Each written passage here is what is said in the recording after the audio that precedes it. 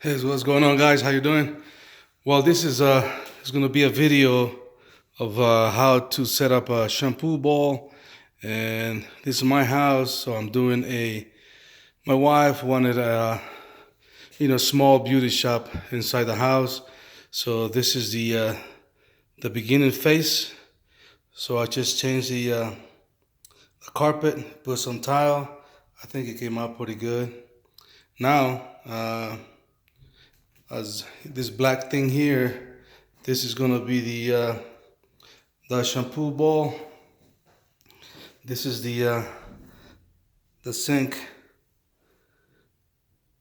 So what I did is I cut the wall on this side of the room, so I have to expose the drainage, the water, the cold water and the hot water. Luckily, there was a clean out, so I installed a reducer from 2.5 to 1.5 inch, drain. So this is gonna be, I gotta cut this around here, and then this is gonna, the drain is gonna come out of there. So there's not that much to do in here, except put all the fittings for the drainage. So the shampoo bowl came with this, with this drain here. I didn't like it too much. So what I'm gonna do is I'm gonna put a